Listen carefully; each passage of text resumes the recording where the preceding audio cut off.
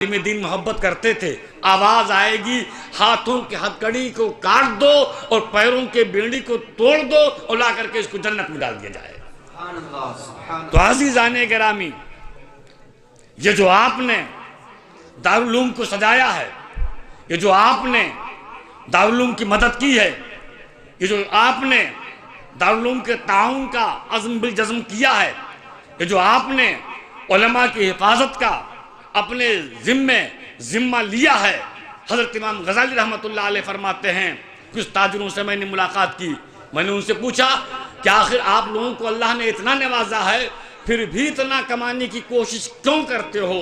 تو ان تاجروں کا جواب سنیے، فرمایا ہم لوگ اس لیے کماتے ہیں کہ ہم اپنے علماء کی خدمت کر سکیں، ہم اس لیے کماتے ہیں کہ ہم مدرسوں کو تعمیر کر سکیں، کیونکہ یہ مدرسے جب ہوں گے تو مسجدیں بھی آباد ہوں گی، یہ مدرسے جب ہوں گے تو خانقاہیں بھی آباد ہوں گی، یہ مدرسے جب ہوں گے تو سیاسی بھی پیدا ہوں گے، یہ مدرسے بھی جب ہوں گے تو معاش کی دنیا میں معاملہ آگے ہوگا، یہ مدرسے جب ہوں گے تو دنیا کی بھی سرخروئی ہم حاصل کریں گے اور آخرت کی سرخروئی بھی حاصل کرتے ہوئے نظر آئیں گے۔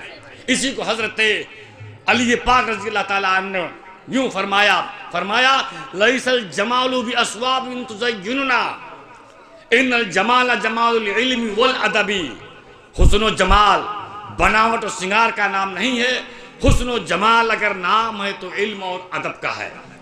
اور پھر فرماتے ہیں لیس الیتیم الذی قد مات والدہ ان الیتیم یتیم العلم والادب، وہ لڑکا یتیم نہیں جس کا باپ مر جائے، یتیم وہ لڑکا نہیں جس کا باپ مر جائے، بے شک یتیم وہ ہے کہ جس کے پاس علم دین نہیں ہے۔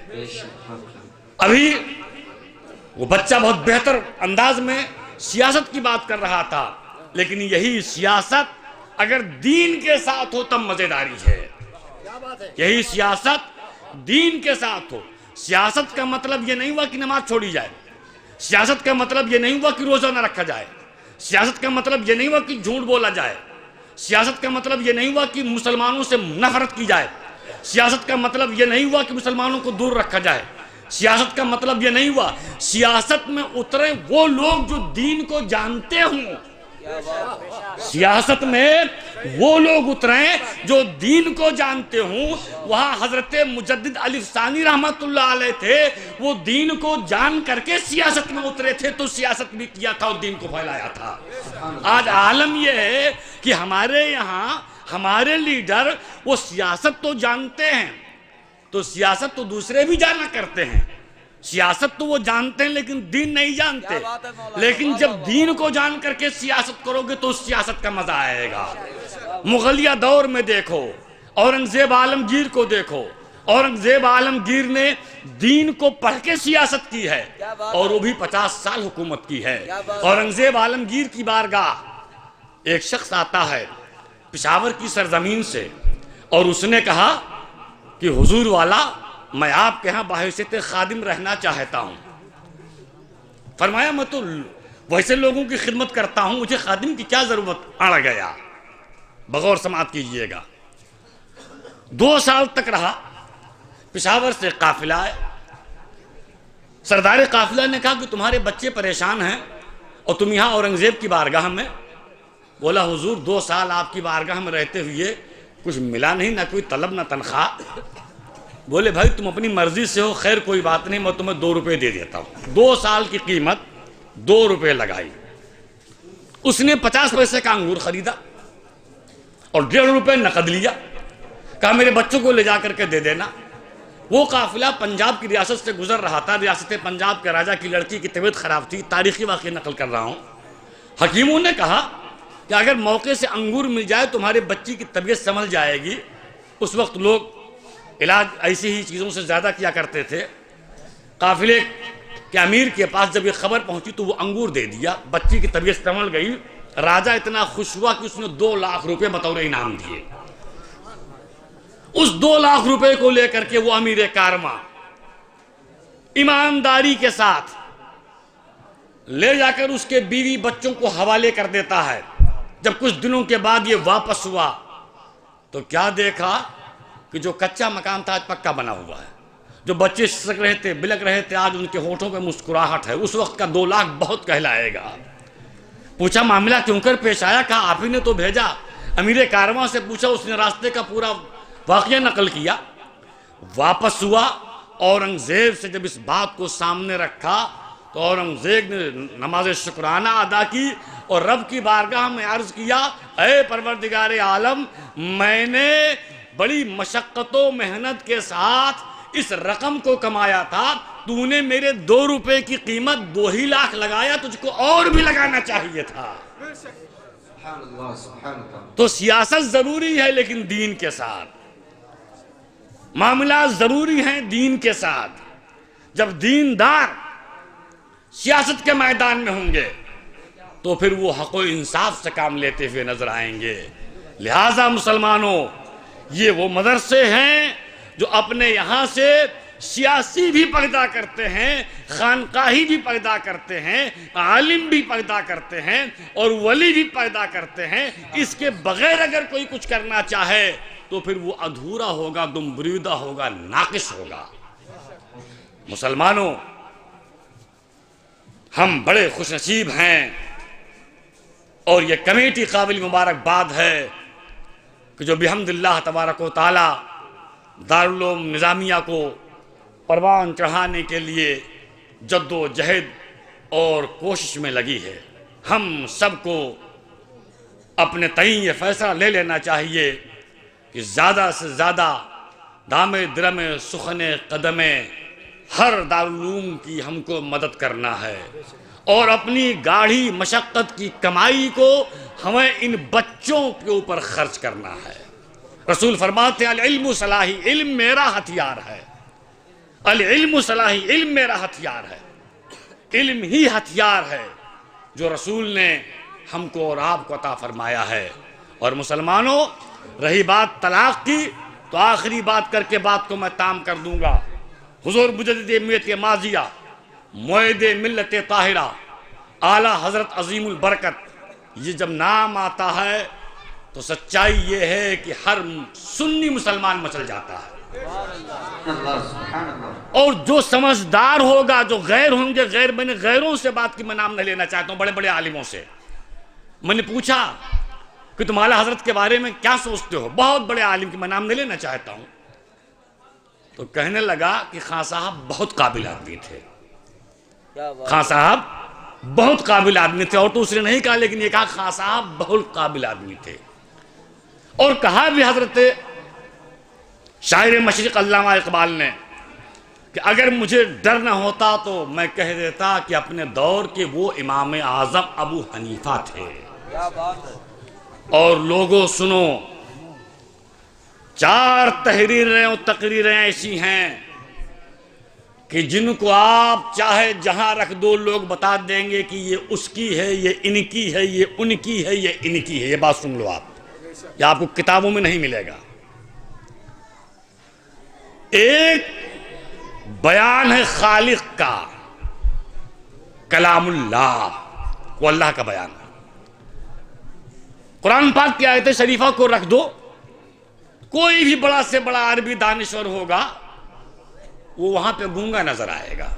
کیا بات ہے۔ اور جو اسے ہوا بھی یہی ہے۔ امرؤ القیس بہت مشہور شاعر عرب کا گزرا ہے، جب اس کے اشعار کو کعبہ کی چہار دیواری سے لٹکایا گیا اور یہ ہوا اس کے مقابل میں کوئی شعر کہے تو سب کے سب دنگ رہ گئے۔ جبرائیل آئے سورۃ شریفہ کو لے کر کے انا اعطیناک الکوثر فصلی لربک وانحر، شانئک هو الابتر، تو آخر میں اس نے خود لکھ دیا لیس ھذا کلام البشر، یہ کسی انسان کا کلام نہیں ہے۔ تو ایک کلام وہ ہے جو کلام اللہ، اس کو رکھ دو لوگ بتا دیں گے جو سمجھدار ہیں کہ یہ اللہ کا کلام ہے۔ ایک بزرگ سے پوچھا بھی گیا کہ حضور نہ تو آپ کو ہم نے برسوں سے کھاتے دیکھا، نہ برسوں سے نہاتے دیکھا، نہ کپڑا دھلتے دیکھا، نہ پانی پیتے دیکھا، تو فرماتے ہیں لوگوں میں کلام اللہ کے الفاظ سے اپنے پیٹ کو بھر لیتا ہوں اور اس کے معنی سے اپنی پیاس بجھا لیتا ہوں۔ سبحان اللہ۔ چاہوں تو آپ سے 2 راتیں 2 دن بھی اس جملے پہ بات کروں تو بات تام نہیں ہوگی۔ تو کلام اللہ الگ سے نظر آتا ہے حدیث پاک بھی الگ سے نظر آتی ہے. حدیث پاک کے جملے کو الگ رکھ دیا جائے اہل عرب، اور ہر عربی کا جاننے والا وہ کہہ دے گا کہ یہ کسی عام انسان کا کلام نہیں، یہ تو کسی خاص کا ہے. اسی طرح سے جب تحریر کی دنیا میں بات آئے گی سرکار غوث اعظم کی، تو سرکار غوث اعظم کی ایسی تحریر ہے جس تحریر کو دیکھ کر کے ہر آدمی یہ کہہ دے گا کہ یہ غوث اعظم کی ہے، کسی اور کی نہیں ہو سکتی ہے. کیا بات ہے. یہ بنا کسی مبالغے کے میں کہہ رہا ہوں آپ سے.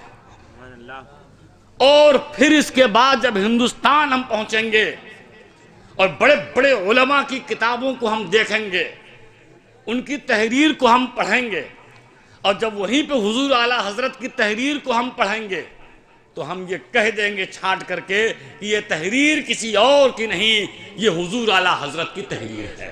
واہ واہ واہ واہ. تو جس طرح سے حضور اعلیٰ حضرت کی تحریر کا مقام اس ہندوستان میں اعلیٰ اور عرفہ ہے، اسی طرح سے ان کی ذات بھی اعلیٰ اور عرفہ ہے. اور ان کو صرف ہندوستانیوں نے ہی نہیں بلکہ ایک مسئلہ پیش آیا تھا جو طلاق ثلاثہ کے تعلق سے بھی بات کی چل رہی تھی. ایک صاحب نے کہا تھا کہ اے بیوی اگر تو نماز پڑھے گی تجھے طلاق. میں یہیں پہ اپنی بات کو ختم کر دوں گا چونکہ وقت بہت کم ہے. عرب کے مفتیوں نے فتویٰ دے دیا تھا کہ طلاق ہو گئی. اذا آت الشرط آت المشروط اذا فات الشرط فات المشروط قاعدہ کلیہ ہے. مفتیان کرام بیٹھے ہوئے ہیں. جب آپ کی بارگاہ میں فتویٰ آیا تو آپ نے فرمایا میں آ رہا ہوں مکہ شریف اور میں وہیں اس کا جواب دے دوں گا کہ طلاق ہوئی یا نہیں ہوئی. آپ جب پہنچے وہاں تو علماء کرام عرب کے جلوہ بار قرائے اعظام بھی بیٹھے ہوئے ہیں، مفتیان کرام بھی بیٹھے ہوئے ہیں. آپ سے پوچھا جا رہا ہے ماذا رأیک فی شیخ الہند فی قضیۃ ھذا فی مسئلۃ ھذا. اے ہندوستانی شیخ آپ کا اس مسئلے کے بارے میں کیا خیال ہے کہ ایک شخص نے کہا کہ بیوی اگر تو نماز پڑھے گی تجھے طلاق، اور بیوی نے پڑھ لیا طلاق ہوئی یا نہیں ہوئی. سوال تو سمجھ گئے نا آپ حضرات. اور مختصر سے الفاظ میں نقل کر رہا ہوں، میں تفصیل میں نہیں جانا چاہتا ہوں کیونکہ وقت زیادہ ہو جائے گا. آپ نے فرمایا میں کوئی جواب نہیں دوں گا جب تک اس عورت کو نہ بلا لیا جائے جس کے لیے اس کے شوہر نے کہا ہے. گنجائش دیکھیے، اسلام کی نفاست کو دیکھیے، اعلیٰ حضرت کی صلاحیت کو دیکھیے. فرماتے ہیں میں کوئی جواب نہیں دوں گا جب تک اس کو بلا نہ لیا جائے. آ گئی خاتون. فرماتے ہیں عرب کی مفتی کو بتاؤ آپ نے کیا فیصلہ دیا. بولے صاحب ہم لوگوں نے تو فیصلہ دے دیا کہ طلاق ہو گئی، چونکہ اس نے کہا تھا نماز پڑھے گی تجھے طلاق، اس نے نماز پڑھی، شرط پائی گئی، اس اصول کے تحت طلاق ہو جائے گی. آپ نے فرمایا یہ آپ لوگوں کی رائے ہے لیکن بیٹا تم مجھے فرائض وضو بتاؤ. اس نے بتا دی کہ فلاں فلاں. شرائط نماز بتاؤ. اس نے بتا دیا فلاں فلاں. پھر کہا الحمد شریف پڑھ کے سناؤ. جب الحمد شریف اس نے پڑھنا شروع کیا تو جو الحمدللہ رب العالمین بڑے ہے سے ہے اس نے الحمدللہ کہا. نستعین جو عین سے ہے اس نے نستعین کہا، جو کہ الحمدللہ رب العالمین آل پرائز بلانگ ٹو اللہ، ساری تعریف ہے اللہ تعالیٰ کے لیے. اور یہی اگر چھوٹے ہے سے تو ساری برائیاں معاذ اللہ اللہ کے لیے. تو فرماتے ہیں عرب کے قاریوں یہ تو بتاؤ اس کا قرآن پاک پڑھنا صحیح ہے کہ غلط. تو سبوں نے کہا حضور یہ تو لہن جلی بھی کر رہی، لہن خفی بھی کر رہی ہے، بڑی غلطی بھی کر رہی ہے اور چھوٹی غلطی بھی کر رہی ہے. تو فرماتے ہیں جب اس کا قرآن پاک پڑھنا صحیح نہیں تو اس کی نماز نہیں ہوئی، اور جب نماز نہیں ہوئی تو پھر کتنی گنجائش نکال دی.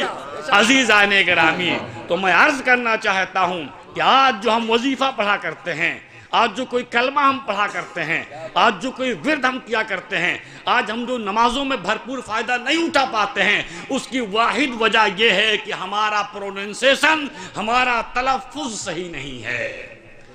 جب تلفظ ہمارا صحیح ہوگا، پروننسیشن ہمارا صحیح ہوگا تو ماشاءاللہ پھر ہماری نماز بھی اس درجے کو قابل قبول ہوگی جس درجے کو قابل قبول ہونا چاہیے. تو میں عرض کرنا چاہتا ہوں کہ اس قدر معاملات کو نپٹانا یہ کسی اور کے بس کی بات نہیں ہے، یہ حضور اعلیٰ حضرت ہی کی بات ہے، حضور اعلیٰ حضرت ہی کی بات ہے۔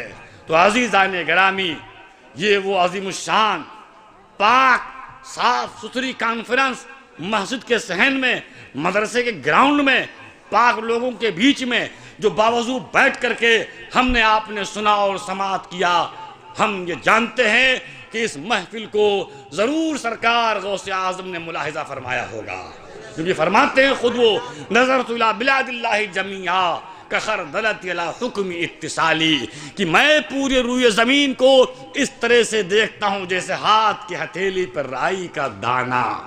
تو اس عقیدے کے مطابق سرکار غوث اعظم نے ضرور اس محفل کا معائنہ فرمایا ہوگا۔ اب میں اپنی باتوں کو یہیں پہ تمام کرتا ہوں، یہ کہتے ہوئے کہ آپ آنکھیں بند کیجئے اور میرے ساتھ آپ یوں کہہ لیجئے، یا شیخ عبد القادر جیلانی شیئا للہ، یا شیخ عبد القادر جیلانی شیئا للہ، یا شیخ عبد القادر جیلانی شیئا للہ، وما علینا الا البلاغ۔ السلام علیکم۔